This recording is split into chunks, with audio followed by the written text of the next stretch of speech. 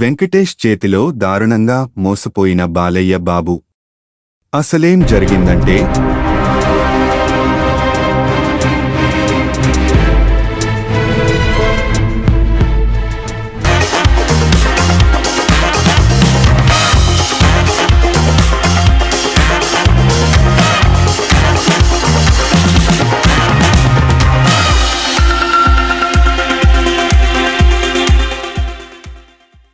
టాలీవుడ్ అగ్ర హీరోలు అయిన బాలకృష్ణ, విక్టరీ వెంకటేష్ల గురించి ప్రత్యేకంగా పరిచయం అక్కర్లేదు.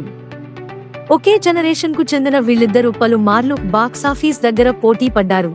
ఇప్పటికీ ఈ ఇద్దరు హీరోలు వరుసగా సినిమాల్లో నటిస్తూ దూసుకుపోతున్నారు.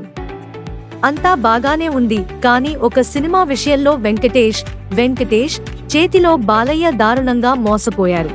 ఒక తరహా కథతో 34 ఏళ్ల క్రితం బాలయ్య, వెంకటేష్లు పోటీ పడ్డారు. వీళ్ళిద్దరూ దాదాపు ఒకే తరహా కథను చేయడమే కాదు, ఆ సినిమాలను ఒకే రోజు బాక్సాఫీస్ బరిలో రిలీజ్ చేశారు.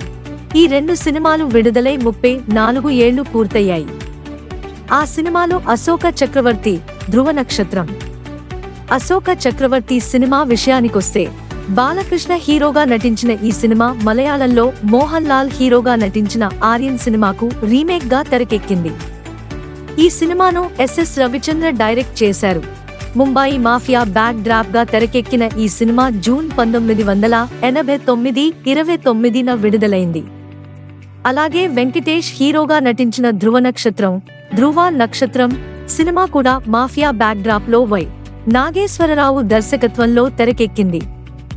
ఈ సినిమా కూడా దాదాపు మలయాళ సూపర్ హిట్ ఆర్యన్ సినిమాను ప్రేరణగా తీసుకుని తెరకెక్కించారు.